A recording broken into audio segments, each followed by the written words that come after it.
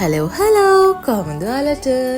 ඉතින් ආදරයෙන් සාදරයෙන් පිළිගන්නවා Valentine special with Awan girl. මේ ඉන්නේ මගේ පුංචි Awan girl. එයාත් ඔන්න ඉතින් කේක් හදන පටන් අරගෙන දැන් එයාත් කේක් හදන ගමන් ඉන්නේ. මේක 14ට ගෙවිලා ඉවරුණත් මට හිතුණා මේ වීඩියෝ එක ඔයාලත් එක්ක පොඩ්ඩක් බෙදාගත්තා නම් හොඳයි කියලා. මොකද සමහර තැන් තියෙනවා හිතා ගන්නත් බැරි තරම් මෙහෙම කෙල්ලොත් ඉන්නවද අනේ කියලා හිතෙන තරම්. ඇත්තටම සාමාන්‍යයෙන් ඉතින් මේ gift දෙද්දී එච්චර විශේෂ gift එකක් දෙනවා කියන්නේ මාරයිනේ කියලා ඉතින් හිතන වෙලාවල් තිබ්බා. ඔන්න ඔහොම ඉතින් කේක් ටික බේක් කරගන්න ගමන් මේ පොඩි අපේ පොඩි තැටි ඇවිල්ලා ඔන්න හැමදේම අදිනවා. කොහොමද මෙයාත් එක්ක කිසිම දෙයක් පිළිවෙලට තියාගන්න බෑ. මේ යට තියෙන රාක්කවල තියෙන හැමදේම මෙයා ඇදලා බිම දාලා තියෙන. ඉතින් මට කේක් හදලා අනිත් පැත්තට භාජන හොදනවා වගේම අර රැක් වල තිබ්බ හැම එකක්ම ආපහු තිබ්බ පිළිවෙලට හදන්න. ඉතින් එයා මට ආපහු අස් කරන්න තැනට පත් කළා තමයි එයා යන්නේ. ඔන්න ඉතින් එයා ඔය විදිහට ඉන්නවා මේ දැන් රෑ. එයාව නිදි කරන්න දැන් ටයිම් එක හරි නිසා මම අනිත් අතන බීට් වෙන්න දාලා තියෙන එකත් ඉවර වෙනකන් හිටියා. ඊට පස්සේ කොහොම හරි ඉතින් පොඩි Awan girl නිදාගත්තට පස්සේ මම මෙන්න මේ විදිහට කේක් ටික බේක් කරගෙන මේ අයිසින් එක දාලා ෆයිනල් ෆිනිෂින් එක කරන්න කලින් ওই විදිහට ඉතින් ෆොටෝ එකක් ගත්තා. මේ තියෙන්නේ අරේන්ජ් කරගන්න තිබ්බ gift.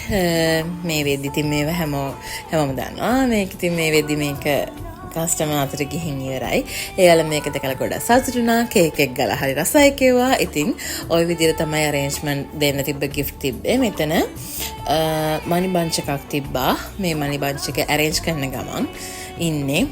ඒක නම් කරේ පොඩි එක්කෙනා නිදාගත්තට පස්සේ. මොකද එයාත් එක්ක හරි අමාරුයි මේ වගේ වැඩක්. නිවෙහන හිල කරන්න ඕන වැඩක්. මොකද සල්ලි වල ඩැමේජ් එකක් වෙන්නේ නැති වෙන්න පරිස්සමට කරන්න ඕනේ. මේ බැලුන් හැම්පර් එක හදන ගමන් ඉන්නේ.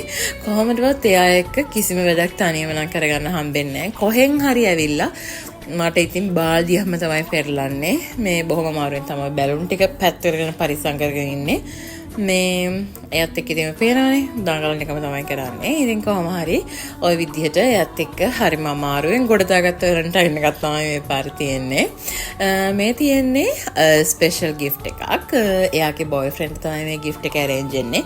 පුංචි කේක් එකක් එක්ක. මට ඒකේ නම් ෆොටෝස් ගන්න ඇත්තටම බැරි වුණා. මේ ඒ කෝඩේ arrange කරන ගමන් එයා මගෙන් රික්වෙස්ට් කරා අක්කේ කෝඩ් එක දාලාම දෙන්න. මෙතන තියෙනවා. ඉතින් මම ඔයාලට විස්තර කරන්න ඕනේ නැහැ නේ. ඔයාලට දකින්න ඇතිනේ.